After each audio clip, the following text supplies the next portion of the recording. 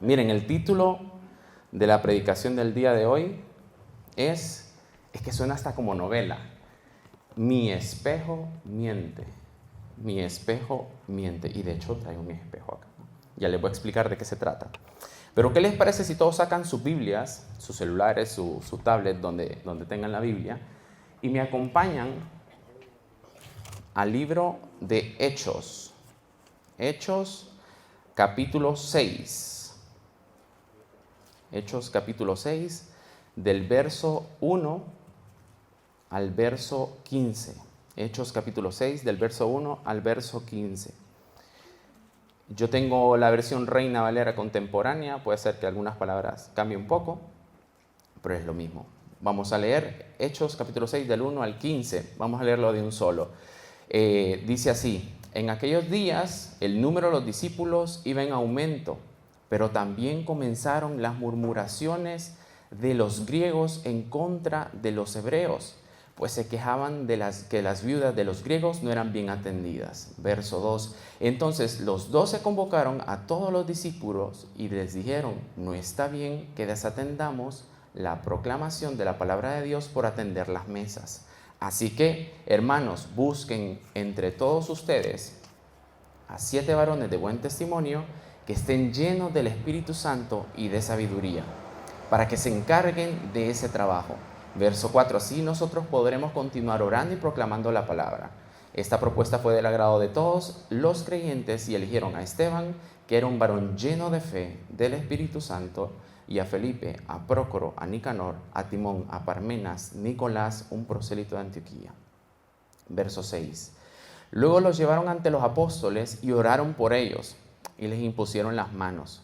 Conforme crecía el conocimiento de la palabra del Señor, se multiplicaba el número de los discípulos en Jerusalén y aún muchos de los sacerdotes llegaron a creer.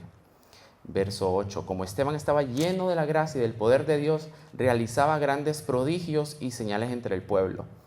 Pero unos que eran de la sinagoga llamada de los Libertos y otros que eran de Cirene, de Alejandría, Cilicia y Asia, se pusieron a discutir con Esteban. Pero como no pudieron superar la sabiduría y el espíritu que Dios le daba, sobornaron a otros para que dijeran que habían oído a Esteban blasfemar contra Moisés y contra Dios.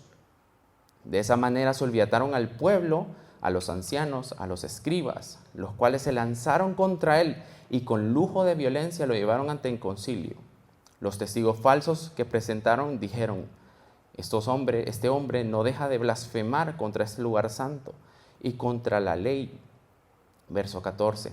Le hemos oído decir que ese Jesús de Nazaret destruirá este lugar y que cambiará las costumbres que nos dio Moisés. Entonces, todos los que estaban sentados en el concilio se fijaron bien en Esteban y vieron que su rostro parecía el de un ángel. Hasta aquí vamos a estar leyendo esta mañana. Sí, es verdad que vamos a dar un pequeño salto al capítulo 7, pero pocos versos. Pero básicamente vamos a estar hablando de Esteban, de la vida de Esteban. Y como les decía, el tema de hoy es mi espejo miente. Y yo no sé ustedes, pero hace unos años, hace como unos 2 años, salió un estudio que dice que cuando nosotros nos vemos al espejo, nos miramos más guapos de lo que realmente somos. Así que lamento decepcionarlos. Se dice que nos vemos alrededor de 5 veces más guapos de lo que de verdad somos. Dice este estudio. Ustedes saben que los estudios hoy dicen es esto y al siguiente año dicen que era lo contrario. No me crean. Así que si hoy se vieron guapísimos, probablemente no sea cierto. De verdad, porque yo a veces me veo y me miro rubios o azules. En serio. Bromas. Ok. Miren, así como el espejo, en nuestra vida espiritual y en nuestra vida cristiana muchas veces nos vemos y nos engañamos a nosotros mismos, creyendo de que estamos bien, creyendo de que yo estoy a un nivel espiritual óptimo, de aquí no debería crecer más porque estoy súper bien. Y cuidado, porque nos puede estar sucediendo lo del espejo a nivel espiritual. Y nos puede estar sucediendo que nos estamos mintiendo, creyendo de que estamos bien espiritualmente. De eso se trata el espejo. Ahora adelante, cuando se miren al espejo, véanse bien y dicen, uy, vamos a ver. Ok, quiero recordarles que soy hondureño y que hablo de vos. Se pueden reír de mí, no hay problema. Voy a decir un par de palabras que muy probablemente no entiendan, pero voy a tratar de ser lo más gaditano posible. Ojú, chiquillo. Ahí está. Ahí voy bien. Ok, ¿qué les parece si hoy miramos 4 puntos de lo que acabamos de leer, o mejor dicho, 4 escenarios en donde Esteban se desenvolvió y en donde espero que nosotros, y donde espera Dios que nosotros nos desenvolvamos? Entonces, ¿qué les parece si volvemos al texto en Hechos 6 y vamos a ir viendo verso por verso de manera algo rápida? ¿Qué está pasando aquí? ¿Qué ha pasado aquí hasta Hechos 6? Hasta Hechos 6 lo que ha sucedido es que Jesús ha muerto, Jesús ha resucitado, Jesús ha ascendido, el Espíritu Santo llega en Pentecostés y la iglesia surge y empieza a crecer. Los primeros cristianos, la vida de los primeros cristianos. Eso es lo que está sucediendo hasta ahora. Han sucedido un par de milagros también con la iglesia, empieza la persecución de la iglesia, pero básicamente es lo que ha sucedido hasta el capítulo 6, en resumen.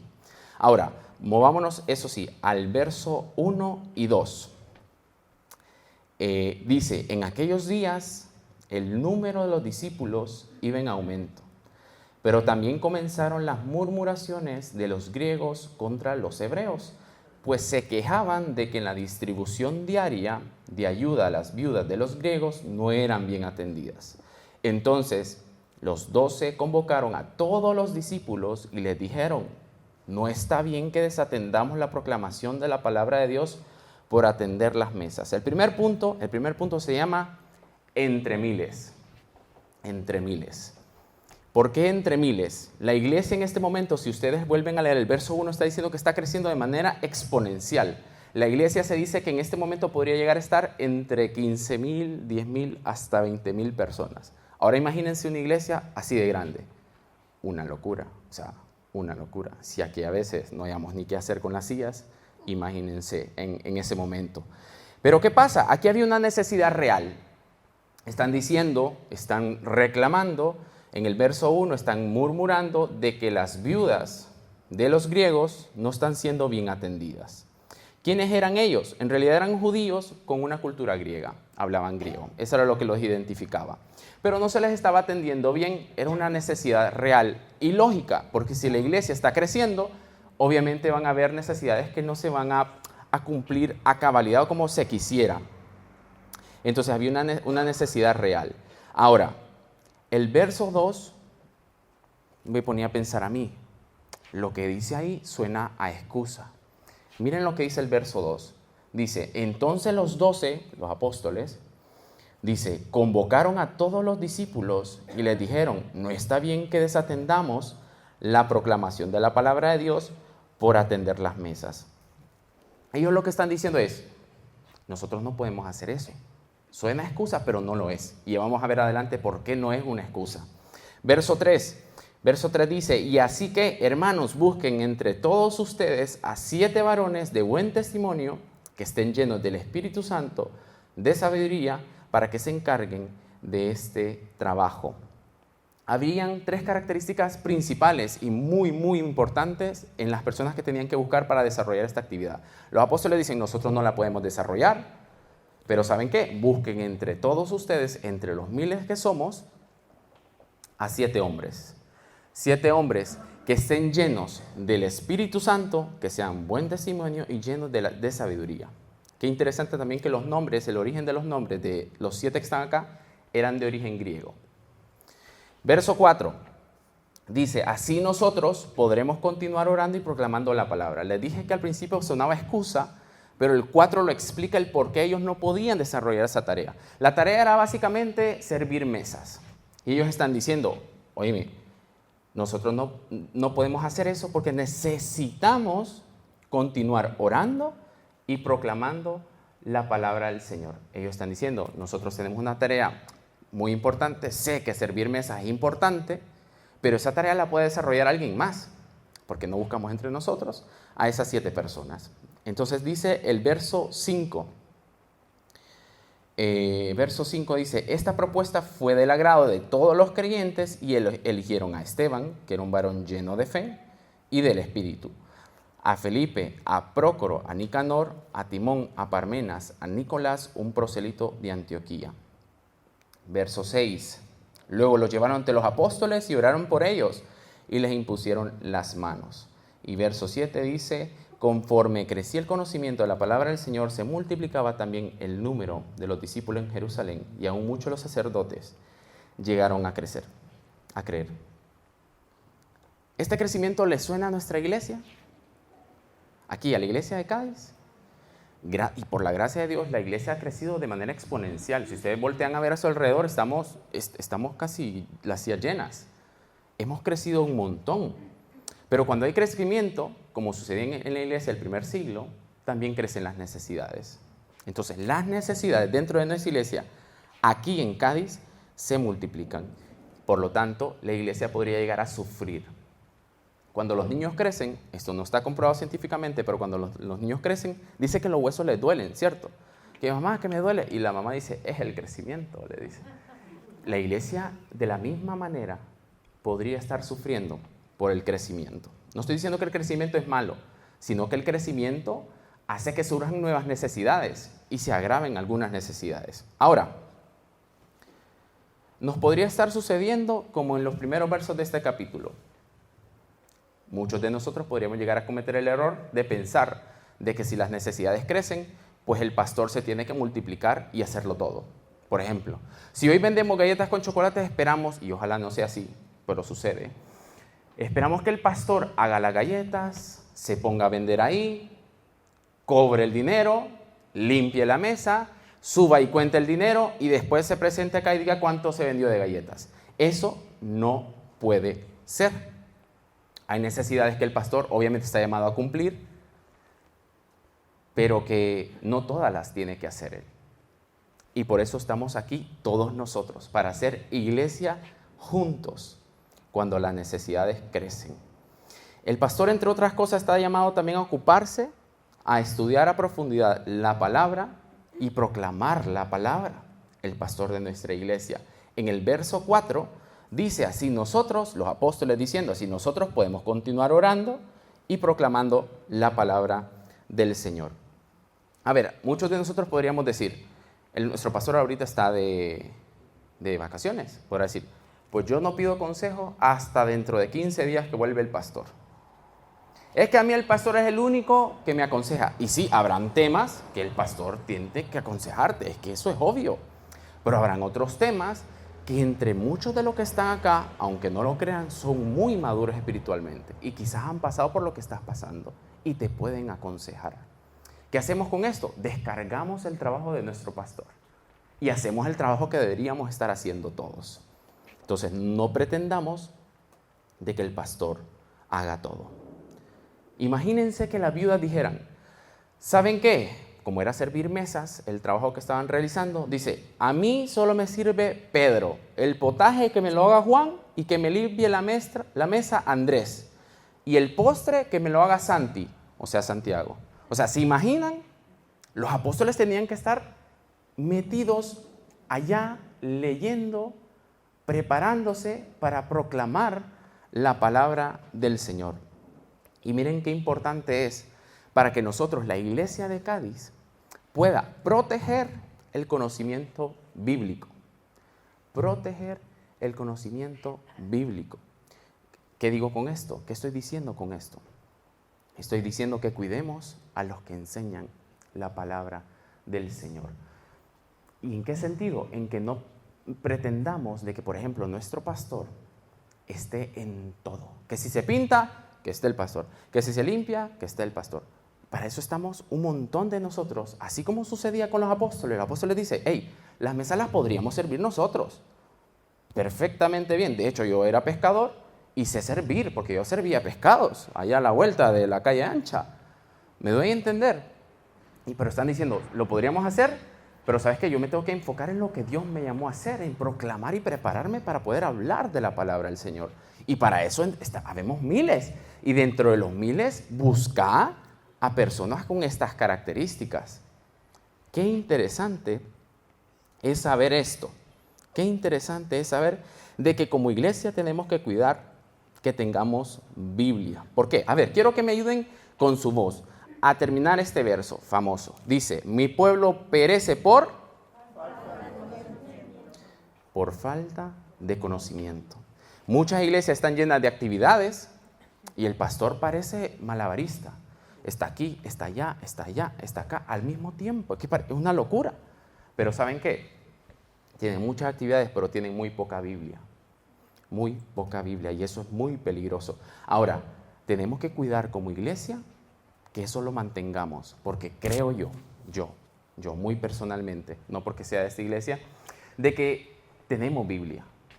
O sea, vos venís acá y cuando está nuestro pastor, predica, y es que yo lleno 5 folios de mi cuaderno, porque digo, qué enriquecedor, increíble. Pero que eso lleva tiempo, eso lleva trabajo, eso lleva, o sea, nuestro pastor Moisés está ahí arriba durante la semana estudiando. No estoy diciendo que con esto no molestemos al pastor, no estoy diciendo esto, porque el pastor dentro de todas sus actividades está a aconsejar, atenderles, servir, pero que procuremos en lo máximo posible involucrarnos y decir, hey, si necesito consejo, no solo el pastor me va a aconsejar, yo conozco aquí a un hermano o una hermana que ha pasado por esto y me podría aconsejar. Habrán temas que evidentemente el pastor es el que te tendrá que aconsejar. Ahora, miren en sus Biblias el verso 7. Qué interesante es saber lo que sucedió. El verso 7 dice, conforme crecía el conocimiento de la palabra del Señor. ¿El conocimiento de quiénes? ¿Quiénes estaban estudiando? En el verso 4, ¿quiénes dijeron? No podemos hacer eso porque necesitamos los apóstoles. Y miren lo que sucede. Se multiplicaba también el número de los discípulos en Jerusalén y aún muchos de los sacerdotes llegaron a creer. ¿Se dan cuenta lo que sucedió en ese momento?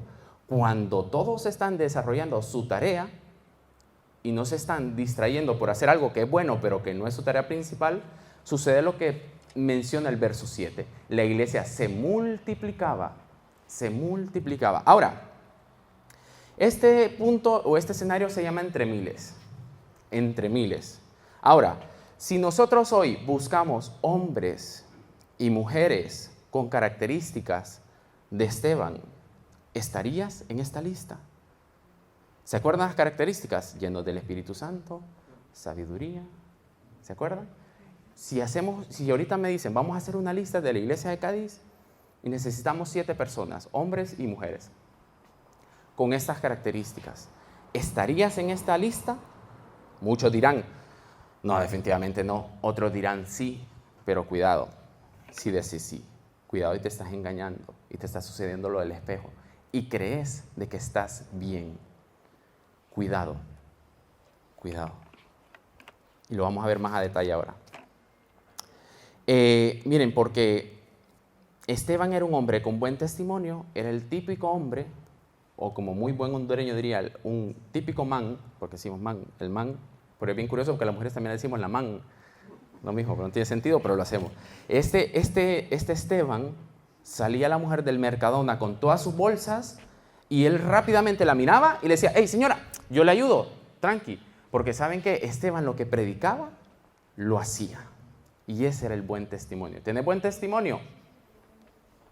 Probablemente sí, probablemente no. Quizás tu espejo te esté mintiendo. Estaba lleno del Espíritu Santo y era sabio. Resolvía conflictos. Probablemente cuando se armaba el partido al mediodía ahí en la calle toda llena de tierra, se armaba la pelea porque decían, no es gol, era gol, porque en ese tiempo no había VAR, ¿verdad? No se podía ver si era gol o no era gol. Él seguramente era el que separaba a todas las personas para que no pelearan entre ellas. Esteban tomaba decisiones sabias. Por ejemplo, era del Barcelona y no del Real Madrid. Por ejemplo. Ok, y ustedes se preguntarán, ¿cómo logro yo esto? ¿Cómo logro tener un nivel espiritual como el de Esteban? Miren, es más sencillo de lo que creen. Es más sencillo de lo que creen. No tan sencillo, pero algo sencillo. Y es crecer en tu relación con el Señor por medio de las disciplinas espirituales. A Dani no lo he visto hoy. No sé si vino Dani. Hasta arriba. Dani ha estado dando un taller algunos miércoles que ha estado buenísimo. que miren, empieza con a ver, que no me escuchen, empieza con un resumen de todo lo que hemos visto en las clases anteriores. Es que yo ya tengo el nombre del libro acá. Y el autor se llama Donald Whitney, porque Dani lo enseña increíble y aprendes de las disciplinas espirituales, que de hecho, si te interesa, el libro está ya a la venta y habla de las disciplinas espirituales. Entonces, de esa manera, podés crecer al nivel de Esteban.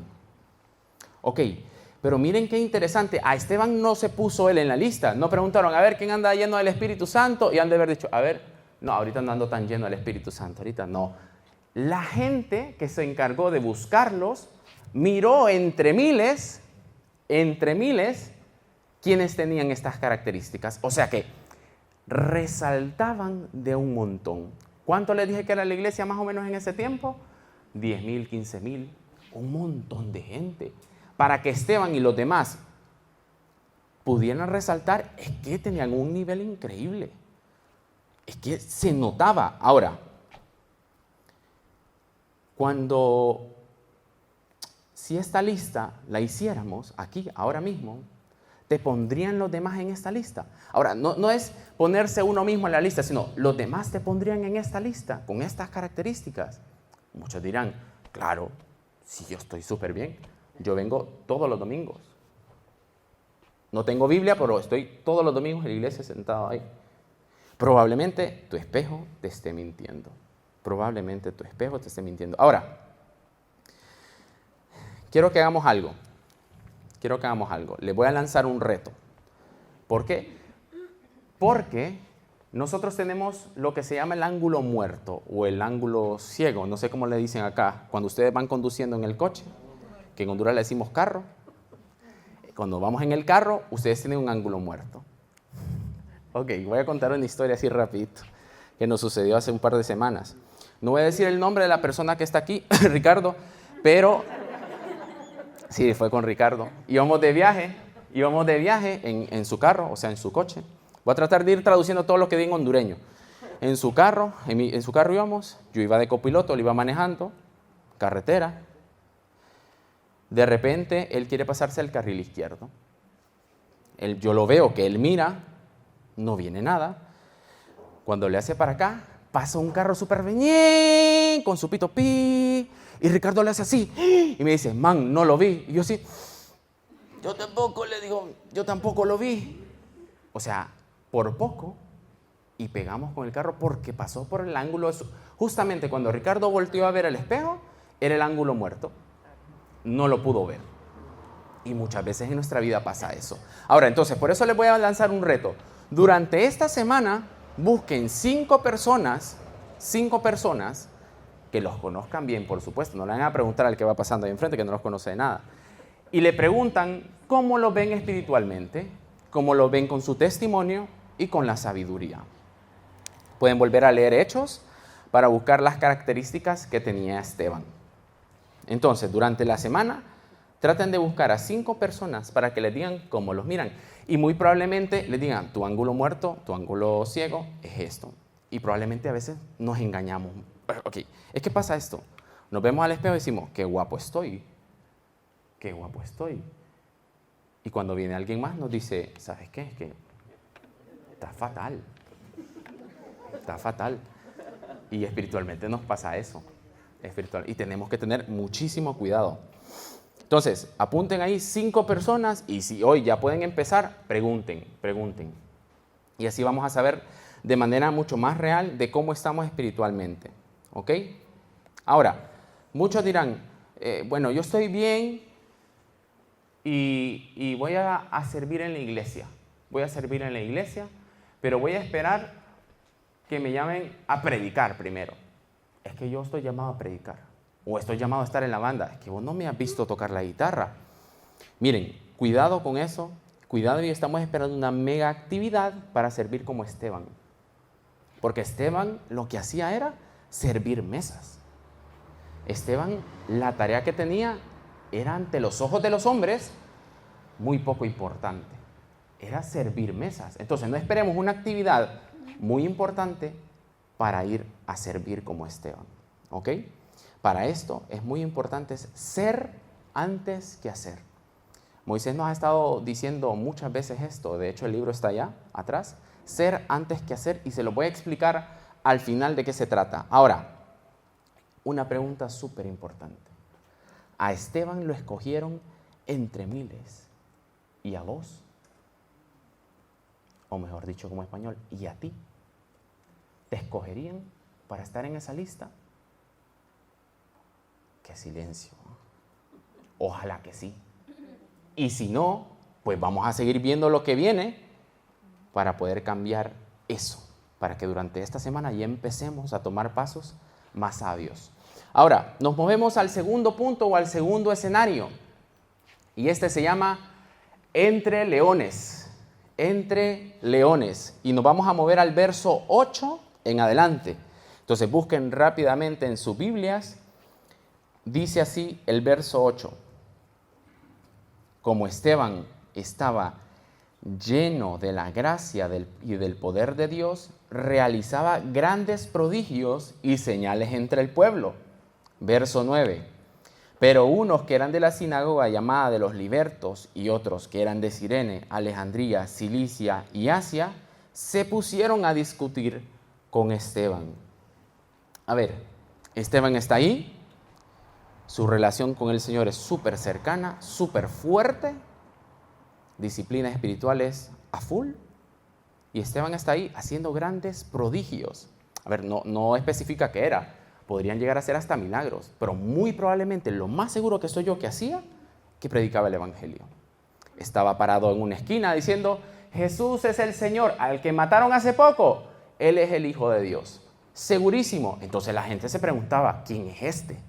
¿Qué está diciendo? Los que mataron a Jesús, este es otro. Esto hay que pararlo. ¿Y saben qué? La Biblia tampoco lo dice.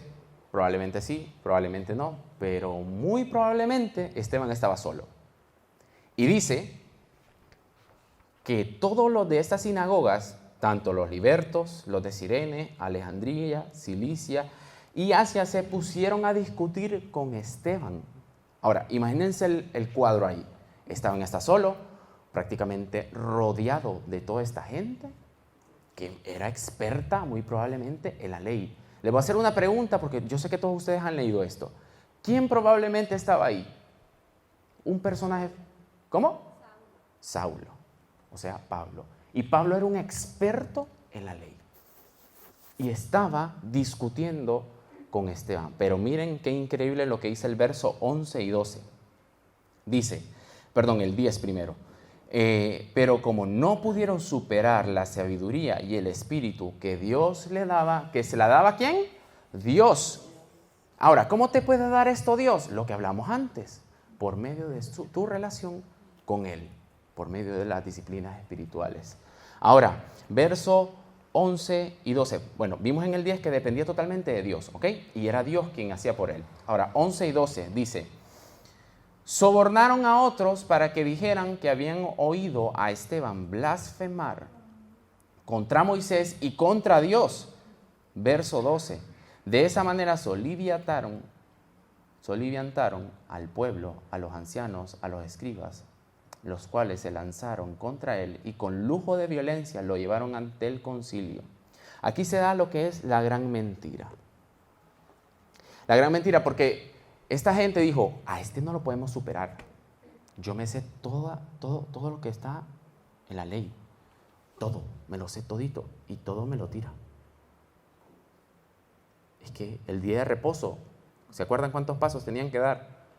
Este dice que no es así. Y es que no lo podemos superar, ¿sabes qué? Yo me lo imagino. Uno se separó y le dice, man, como en Honduras, te doy 20 euros y decís un par de mentiritas con lo vamos a llevar al concilio y así lo matamos. ¿Te parece? Y el otro haber dicho, 20 muy poquito, dame 30, te doy 50, le dice. Y pagaron para que dijeran mentiras. Ahora, les quiero explicar lo que dice en el verso 12, que dice, y se lanzaron contra él y con lujo de violencia se lo llevaron. Ahora, ¿qué es lujo de violencia? Lujo de violencia es violencia a detalle, O sea, no se lo llevaron así agarradito la mano. Esteban, que te vamos a llevar al concilio, fíjate, venite. No. ¿Sabes qué? Esteban, cállate. ¡Pum, pum, pum! 2 toques en la boca, arrastrado.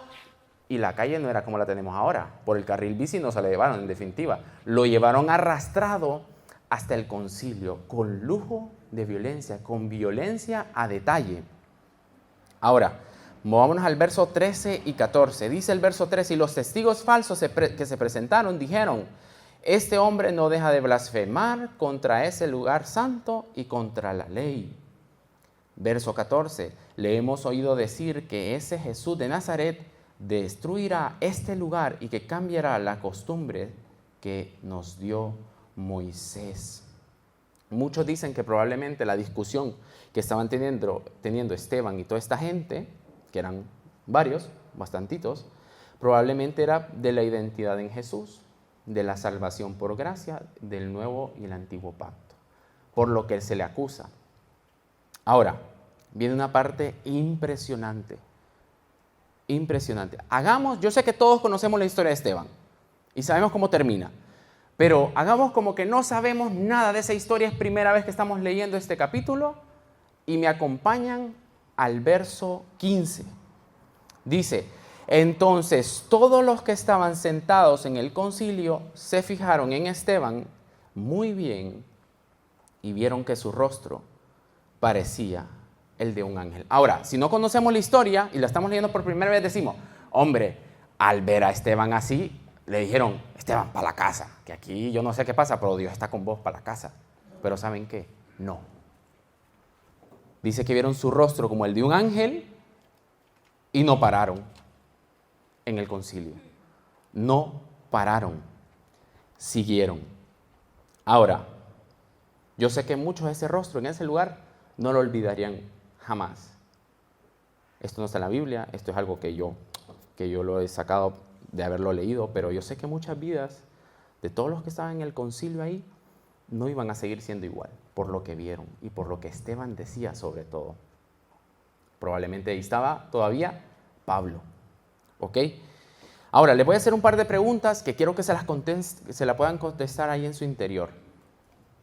Esteban está ahí, el punto se llama entre leones. Esteban está entre leones, que lo que quieren no es jugar con él a la pelotita, lo que quieren es descuartizarlo, matarlo, aniquilarlo y desaparecerlo. Así que les hago un par de preguntas. ¿Estás defendiendo en tu contexto lo que vos crees? ¿Lo estás defendiendo? ¿Estás proclamando el evangelio aún cuando estás en lugares y con personas complicadas? A veces vamos a tener que hablar y con personas y en lugares hostiles, como Esteban lo hizo, y muy probablemente te hagan sufrir. Si te dijeron que la vida cristiana era lindísima, es linda, pero si te dijeron que no ibas a sufrir y que le ibas a pasar bien siempre, pues te mintieron, porque no es verdad. Ahora, ¿qué estás sufriendo por el evangelio vos hoy? En nuestro contexto hay que aclarar muy fuerte que hay países donde por hablar del evangelio, por hablar de Cristo y por abrir tu Biblia, te matan. Pero en nuestro contexto, aquí en España, en muchos países de Latinoamérica, no sucede eso. Ahora, ¿qué estamos sufriendo hoy por el evangelio aquí? Malas miradas, que la gente te queda viendo así. Y este bicho raro, porque la vez pasada que fuimos a dejar, ¿se acuerdan? Folletos. Nosotros, tengo un folleto, y nos quedaron viendo así, como que teníamos el virus. Y yo solo por eso empecé a estornudar atrás de ella y la seguí persiguiendo. No, broma. Ok, también, ¿qué otra cosa podemos sufrir aquí en nuestro contexto? Insultos. Un par de insultos no los pueden soltar. Pérdida de amigos, duele mucho. Tiempo. Y levantarse temprano, por supuesto, porque yo sufro el evangelio, me levanto el domingo tempranísimo para estar ahí sentado en la primera fila de la iglesia. No tengo nada contra ustedes que están en la primera fila. Pero estoy ahí sufriendo el evangelio porque me levanto temprano. Es más, y me baño, o sea, me ducho con agua fría. ¡Ja! Eso es sufrir por el evangelio. Y déjenme decirles que todo eso no es lujo de violencia. Que sí, ¿Que duele? Sí. ¿Que duele perder amigos? Sí. ¿Que duelen los insultos? Sí. Perdón, pero eso no es lujo de violencia. Lo que sufrió Esteban, sí. Pero ¿saben qué? Esto, aún no siendo lujo de violencia, no estamos dispuestos a sufrirlo. A veces ni esto. Y ahora, les voy a contar una historia rapidita. Hace 4 años, más o menos, 3, 4 años. Yo estaba en Honduras todavía y estaba hablando con un buen amigo. Solo era uno y uno. Imagínense, 1 a 1. Estábamos hablando de un tema ahí controversial y yo le di mi posición conforme a lo que dice la Biblia. Claro, soy cristiano, voy todos los domingos a la iglesia. Tenía que dar mi posición. ¿Ah? Y él se empezó a reír de una manera burlesca, o sea, con mucha burla de mí, que miren, yo me empecé a hacer así como uno de esos perritos cuando tienen miedo, así, y con una vergüenza. Yo decía, Señor, qué pena, porque se burlaba de mi posición conforme a lo que decía la Biblia. Luego, el Espíritu Santo obviamente me dice, man, eso no es nada, dale para adelante, seguí hablando, y seguí para adelante. Pero ojo, no quiero desmeritar de que lo que podríamos llegar a sufrir aquí en nuestro contexto no signifique nada, porque sí significa algo, pero ojo, eso no es lujo de violencia. Ahora, este punto y este escenario se llama entre leones, ¿cierto? Ahora, si nuestra vida espiritual se resume a solamente a venir el domingo a la iglesia, déjenme decirles que estamos muy lejos de estar entre leones y estamos solamente entre ovejas. Entre ovejas. ¿Y qué podríamos hacer entre ovejas? Muchísimas cosas, pero Dios nos quiere entre ovejas solamente. No, realmente Dios nos está llamando a estar entre leones. Entre leones. ¿Y qué les parece si leemos Mateo 5:11? Está aquí proyectado para que ustedes no lo puedan buscar. Dice, bienaventurados serán ustedes cuando por mi causa los insulten y persigan y mientan y digan contra ustedes toda clase de mal. Dios nos está diciendo aquí, bienaventurados. Nos está diciendo, hey, yo necesito que ustedes se muevan entre leones, que vayan y defiendan el evangelio entre leones, no entre ovejas cada domingo. Es que aquí estamos entre familia. Es que aquí ya predicamos el evangelio. ¿Me doy a entender? Dios te está llamando a estar entre leones.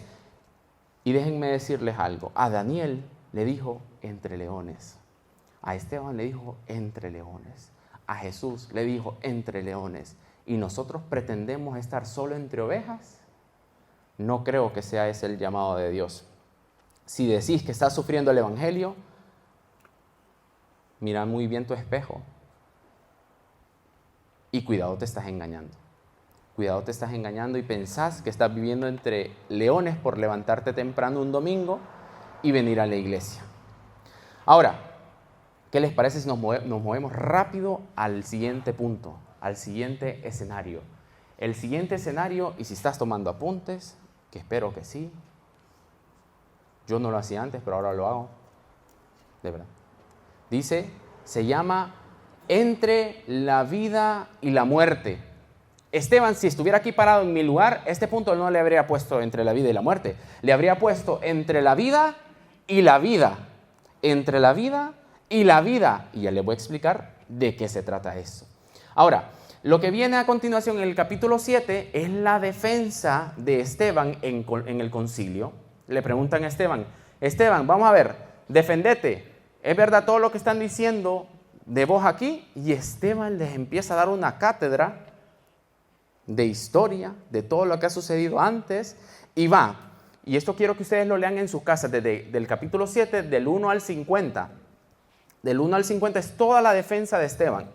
Y va, desde Abraham, Isaac, Jacob, José, hasta llegar a Jesús.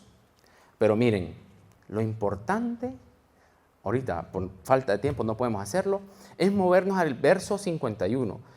Hechos, capítulo 7, verso 51. Y si lo tienen ahí, lo leemos.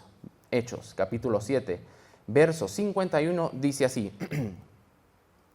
Pero ustedes son duros de cabeza, de corazón y de oídos. Siempre se oponen al Espíritu Santo. Son iguales que sus padres. En otras palabras, les está diciendo paquetes, tontos, que son brutos. Ahora, verso 52. ¿A qué profetas no persiguieron? Mataron a los que antes habían anunciado la venida del justo, el mismo a quien ustedes entregaron y mataron. Verso 53. Ustedes que recibieron la ley por medio de los ángeles, no la obedecieron. Esteban lo que está haciendo aquí es poner limón en la herida. ¿Alguien se ha puesto limón en la herida? No se la ponga porque duele. O sea, yo no lo he hecho, pero me dijeron. Miren, ahora, Esteban, ¿por qué está diciendo esto? Miren, es que qué impresionante. Esteban, ¿por qué está diciendo esto? Esteban está rodeado entre leones que lo que buscan es destruirlo y viene todavía y le dice, hey, es que ustedes son unos tontos, que son unos brutos. Ustedes no han hecho caso. Les he dado desde Abraham hasta Jesús y a todos los han matado, incluyendo al Hijo de Dios. Lo han matado. A ver, ¿y por qué Esteban hace esto sabiendo? Porque capítulos anteriores a Juan y a Pedro ya le han dado un par de azotes. Mínimo lo que él se iba a llevar era un par de azotes. Y él no se cayó. Mínimo se iba a llevar un par de golpes. Y él no se cayó. Pero ¿saben qué? Como Esteban no podemos callar la verdad, porque Esteban lo tenía clarísimo. ¿Vos lo tenés clarísimo? ¿Ustedes lo tienen claro? ¿Yo lo tengo claro? Porque, ojo, lo que estoy hablando aquí no se lo digo porque yo sea un super crack como este. No, me lo estoy diciendo a mí mismo. Dios ya trató esto conmigo durante estas semanas atrás. Ahora, ¿qué habrías hecho vos en lugar de Esteban? Ahí, en el concilio, rodeado, diciendo, él le ha dicho esto y esto. Yo habría dicho, calladito me veo más bonito. Aquí, calladito, yo mejor me callo aquí. Otros habrían dicho, man, es que es mentira, era broma, estaba practicando una obra de teatro del Antiguo Testamento no, es mentira. Porque sabía lo que venía, pero Esteban no hizo eso. Esteban no hizo eso. Cuidado y en tu contexto estás negando u omitiendo verdades por miedo. Nos pasa a todos. Por miedo muy probablemente estamos omitiendo muchas verdades. Que la ideología de género y tal cosa, que el aborto, y nosotros, por miedo, por lo que vimos antes, que nos pueden ver mal, porque nos pueden insultar. ¿De verdad? ¿De verdad ustedes creen que Esteban pensaba así? En definitiva, no. Ahora, movámonos al verso 54.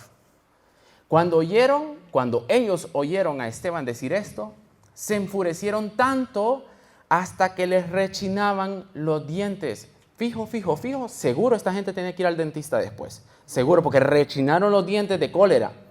Ahora, ustedes me van a decir, oye, pero yo en mi contexto no estoy entre la vida y la muerte.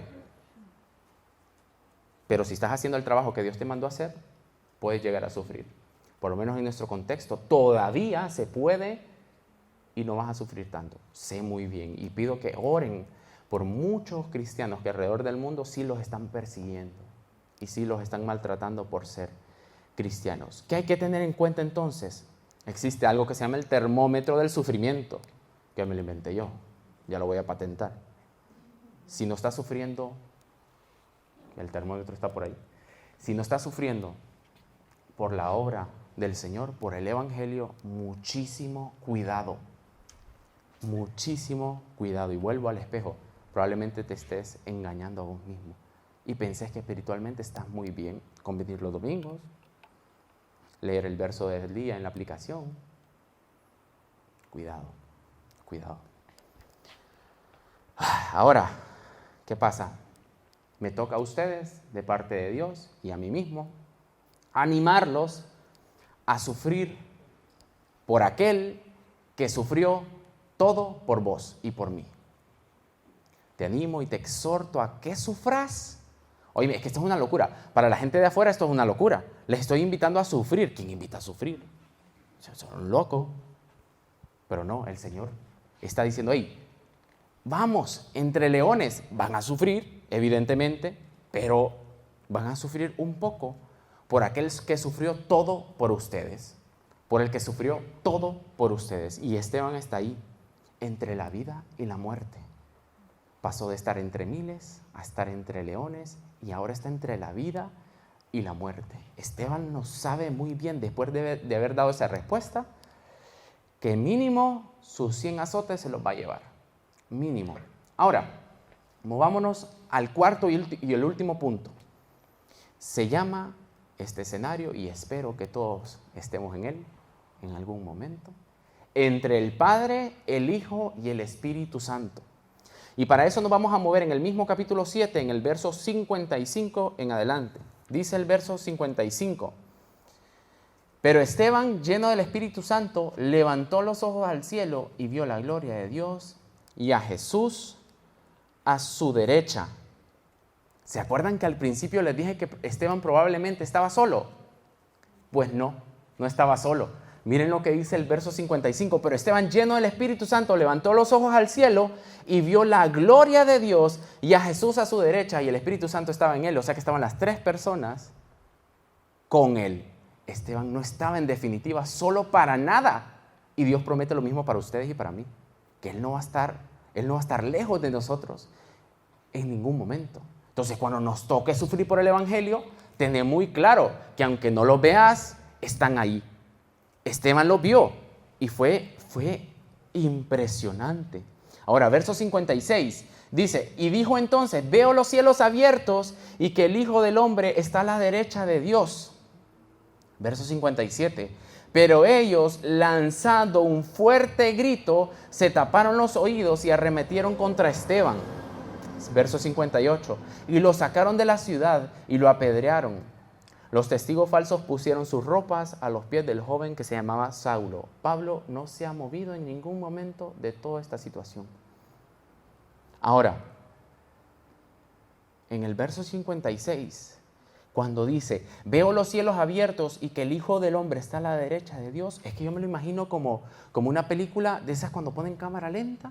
Esteban está ahí, en medio de todos, él está defendiendo, de repente levanta sus ojos, mira la gloria de Dios, a Jesús a la derecha, el Espíritu Santo está ahí, él está entre el Padre, el Hijo y el Espíritu Santo, y en cámara lenta, él ha visto lo más maravilloso que un hombre podría llegar a ver. Y dice después en el verso 57, pero ellos, lanzando un fuerte grito, se taparon los oídos y arremetieron contra Esteban. Nuevamente Esteban, no se lo llevan de la mano, ya está golpeado, se lo llevan nuevamente arrastrado. Pero miren, imagínenselo en cámara lenta. Está Esteban, ha visto al Padre, y en cámara lenta Esteban lo arrastran, pero sus ojos no dejan de ver la gloria de Dios. Ya para él lo demás da igual. Ha visto lo más grande que ustedes y yo o cualquier otro ser humano podría haber visto. Y en cámara lenta se lo llevan, él arrastrándose por toda la tierra, y él dice, acabo de ver lo más grande que pude haber visto. Ahora, movámonos, y ya vamos terminando, movámonos al verso 59. Dice, vamos a leerlo lento, y mientras lo apedreaban, Esteban rogaba, Señor Jesús, recibe mi espíritu. Verso 60. Luego cayó de rodillas y clamó con fuerte voz, Señor, no le tomes en cuenta este pecado. Y dicho esto, Esteban murió. ¿Quién podría haber dicho estas frases sino alguien lleno del Espíritu Santo? Y nosotros, cuando un carro nos pasa por la derecha, le decimos el Salmo 150. No, ¿verdad? Muchos le dicen, ese es un buen termómetro para saber cómo estamos. Ojo con el termómetro. Quiero que leamos nuevamente el verso 60 para terminar. Dice, luego cayó de rodillas y clamó con fuerte voz, Señor, no le tomes en cuenta este pecado, y dicho esto, murió. Ahora, ¿a quién les recuerda esto? ¿A quién? A Jesús. Y Dios lo que quiere es que nosotros nos parezcamos a Jesús. Al final nuestra meta es parecernos como Jesús lo más que podamos. Y Esteban se parecía, es que Esteban no le estaban lanzando bombitas con agua, le estaban lanzando piedras, y está diciendo eso, está diciendo que se les perdone. Ahora, esto suena a Jesús. Muy probablemente algunos de ustedes vienen por primera vez, vieron con este hombre enfrente de mí hablando con un acento tan raro diciendo vos, pero si viniste por primera vez o ya has estado con nosotros muchas veces, quiero decirte que, como decían al inicio, yo quedaba con la boca abierta porque todo se va como alineando con lo que se va a hablar el día de hoy. Aquí está la cruz, Jesús. Esteban se parece a Jesús, pero en realidad, y nos impacta la historia de Esteban, pero la historia que más me impacta es la de Jesús. Jesús vino a esta tierra, vivió una vida perfecta que vos y yo no podíamos vivir. Se le acusó injustamente en tu lugar y en mi lugar, y fue a una cruz a morir por nuestros pecados, derramando toda su sangre, pero ¿saben qué? Resucitando al tercer día, para que pudiéramos tener vida eterna. ¿Lo crees? Juan 3:16 dice, porque de tal manera amó Dios al mundo que ha dado su único Hijo para que todo aquel que en Él cree no se pierda, mas tenga vida eterna. Si vos crees esto que Jesús hizo por vos, te convertís en un verdadero hijo de Dios. Y es por gracia. Es un regalo que vos y yo no merecíamos. Cuando Jesús está ahí, muriendo en la cruz, está pensando en tu nombre. Está pensando en vos. Y está diciendo, hey, estoy muriendo por vos acá para pagar todos y cada uno de tus pecados.